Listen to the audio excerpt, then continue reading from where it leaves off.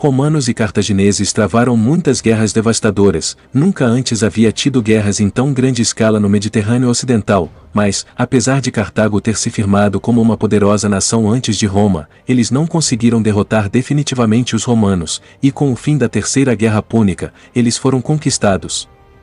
Como isso foi ocorrer? Primeiro, precisamos entender um pouco sobre a guerra no mundo antigo. A maioria das pessoas pensam na guerra antiga como uma batalha de 1 contra 1, onde o vencedor leva tudo. Na realidade, a guerra antiga era mais sobre logística, movimento e organização. Se olharmos para Aníbal na Segunda Guerra Púnica, sua posição poderia parecer boa. Ele tinha um grande exército em solo inimigo. Ele devastou Roma em 3 grandes batalhas. Seu exército era experiente e estava ganhando recrutas. Na realidade, Aníbal estava em uma posição muito vulnerável. Aníbal praticamente não teve apoio do resto de Cartago. Eles praticamente o abandonaram para lutar sozinho na guerra. Eles não enviaram comida, reforços ou dinheiro. Como eu já fiz um vídeo explicando, não foi apenas por falta de vontade em ajudar, mas também porque Roma naquele momento estava controlando o Mediterrâneo Ocidental. Isso significa que Aníbal poderia continuar a guerra enquanto ele estivesse ganhando. No momento em que ele perdesse uma batalha, acabaria suas chances. Ele não receberia um novo exército de Cartago tão cedo. Aníbal era um cara esperto e sabia o que estava fazendo. Então ele decidiu não tomar Roma. Se tentasse, teria de sitiar a cidade com um exército pequeno demais. Isso o prenderia no lugar e daria a Roma tempo para reunir um enorme novo exército para atacá-lo novamente. Aníbal decidiu manter a mobilidade e ir atrás dos aliados de Roma. A Itália ainda não era realmente romana, apenas a própria Roma era. As outras cidades e vilas de Roma eram tecnicamente vassalos dos romanos. Eles contribuiriam com recrutas e dinheiro, e Roma os protegeria. Aníbal foi de cidade em cidade fazendo com que os aliados de Roma abandonassem, e isso funcionou. O plano de Aníbal era continuar fazendo isso até que Roma se rendesse. Como podemos ver, não era um plano ruim, considerando o que ele tinha em mãos. Entretanto, Roma não estava em uma situação ruim como Aníbal. Eles poderiam substituir suas perdas e formar novos exércitos. A estratégia inicial de Roma era derrotar Aníbal e invadir Cartago. Eles tinham o melhor exército na Primeira Guerra Púnica, então isso parecia sábio. Aníbal provou rapidamente que as coisas haviam mudado. Roma nomeou um ditador para resolver a questão.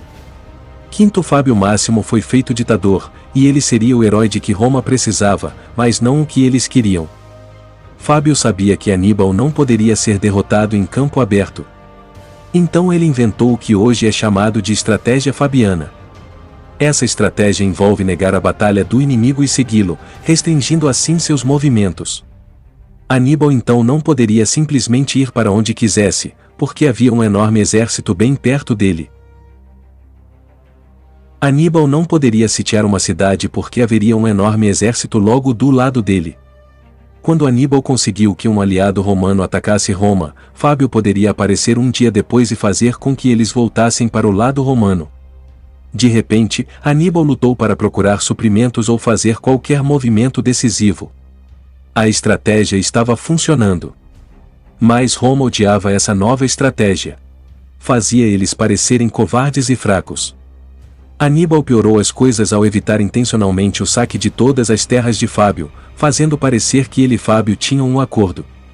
Mas Fábio manteve-se fiel e esta estratégia ajudou a salvar Roma.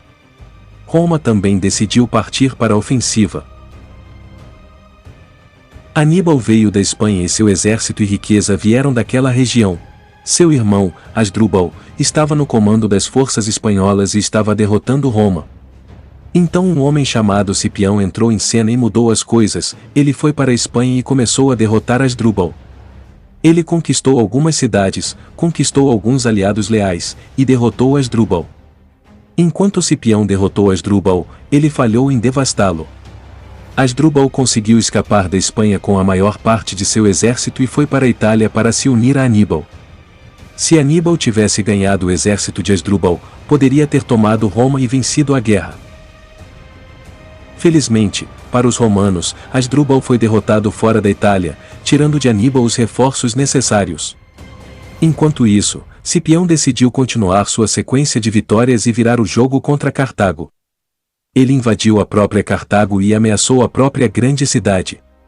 Aníbal foi forçado a retornar ao norte da África e todo o seu progresso na Itália foi perdido. Agora, na África, Aníbal estava sem suas vantagens. Cipião conhecia bem seu inimigo, e garantiu que eles lutassem em campo aberto.